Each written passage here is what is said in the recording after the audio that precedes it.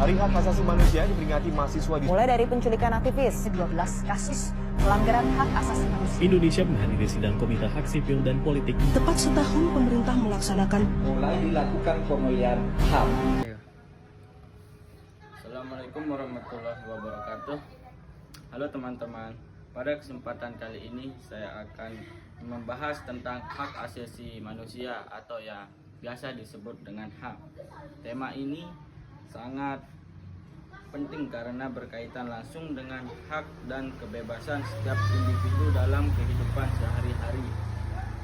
Walaupun HAM sudah diatur secara jelas dalam undang-undang, kenyataannya pelanggaran HAM masih sering terjadi baik secara sadar maupun tidak sadar. Oleh karena itu, dalam video ini saya akan membahas pengertian HAM, bentuk-bentuk permasalahan HAM yang nyata terjadi di Indonesia, penyebab terjadinya pelanggaran HAM, serta solusi yang dapat dilakukan untuk mengatasi masalah tersebut. Pengertian hak asasi manusia. Hak asasi manusia adalah hak dasar yang melekat pada diri manusia sejak lahir sebagai anugerah Tuhan Yang Maha Esa. Hak ini tidak dapat dicabut, tidak dapat dikurangi, dan harus dihormati oleh siapapun. Di Indonesia, HAM diatur dalam UUD atau Undang-Undang Dasar Negara Republik Indonesia tahun 1945, pasal 28A sampai dengan 28J. Undang-Undang Nomor 39 tahun 1999 tentang hak asasi manusia. Beberapa contoh HAM antara lain hak untuk hidup, hak untuk memperoleh pendidikan, hak kebebasan berpendapat, hak beragama dan beribadah, hak mendapatkan perlakuan yang sama di hadapan hukum. HAM bertujuan untuk menjaga martabat dan nilai kemanusiaan sehingga setiap orang dapat hidup dengan aman, adil, dan bermartabat. Bentuk permasalahan HAM di Indonesia. Walaupun aturan mengenai HAM sudah jelas, pelanggaran HAM masih sering terjadi di Indonesia. Berikut beberapa bentuk permasalahan HAM yang nyata dan dapat ditemukan melalui berbagai sumber berita. 1. Kekerasan oleh aparat penegak hukum. Masih ditemukan kasus kekerasan, penyiksaan, atau perlakuan tidak manusiawi terhadap tersangka saat proses penegakan hukum. Hal ini melanggar hak untuk mendapatkan perlakuan yang adil dan manusiawi. 2. Diskriminasi terhadap kelompok tertentu. Diskriminasi masih sering terjadi terhadap kelompok minoritas baik berdasarkan agama, suku, ras, gender maupun kondisi sosial. Bentuk diskriminasi ini melanggar hak atas permasalahan derajat. 3. Permasalahan kebebasan berpendapat. Pembatasan kebebasan berpendapat. Kebebasan menyampaikan pendapat merupakan hak setiap warga negara.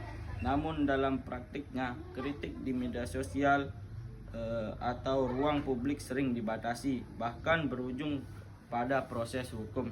4. Pelanggaran hak pekerja. Banyak pekerja yang belum mendapatkan hak secara layak, seperti upah di bawah standar, jam kerja berlebihan, tidak adanya jaminan sosial dan keselamatan kerja. Semua hal tersebut merupakan bentuk pelanggaran HAM dapat dalam bidang ketenaga kerjaan. Penyebab terjadinya pelanggaran HAM. Permasalahan HAM tidak terjadi begitu saja, melainkan disebabkan oleh beberapa faktor utama, antara lain rendahnya kesadaran HAM. 1. Rendahnya kesadaran HAM. Masih banyak masyarakat yang belum memahami hak dan kewajiban asasi manusia sehingga sering melakukan pelanggaran tanpa disadari. 2. Lemahnya penegakan hukum. Penegakan hukum yang tidak tegas, tidak adil, dan cenderung tebang pilih menyebabkan pelanggaran HAM terus berulang. 3. Penyalahgunaan kekuasaan. Kekuasaan yang tidak diawasi dengan baik dapat menimbulkan tindakan sewenang-wenang terutama oleh aparat atau pejabat tertentu. 4. Faktor sosial dan budaya. Masih adanya budaya kekerasan, intoleransi, serta sikap tidak menghargai perbedaan turut memperparah pelanggaran HAM. Upaya dan solusi mengatasi permasalahan HAM. Untuk mengurangi dan mencegah pelanggaran HAM diperlukan berbagai upaya antara lain. 1. Penguatan penegakan hukum. Negara harus menegakkan hukum secara adil, transparan, dan tanpa diskriminasi, serta memberikan sanksi tegas bagi pelaku pelanggaran HAM. 2. Pendidikan dan sosialisasi HAM. Pendidikan HAM harus ditanamkan sejak dini melalui sekolah, kampus, dan lingkungan generasi yang sadar HAM. 3. Peran aktif lembaga HAM. Lembaga seperti Komnas HAM harus diperkuat agar mampu menangani laporan pelanggaran HAM secara efektif. 4. Pengawasan terhadap aparat negara. Pengawasan ketat diperlukan agar aparat tidak menyalahgunakan kewenangannya. 5. Peran masyarakat.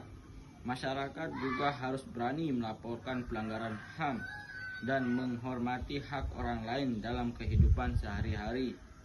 Nah, nutup atau kesimpulan.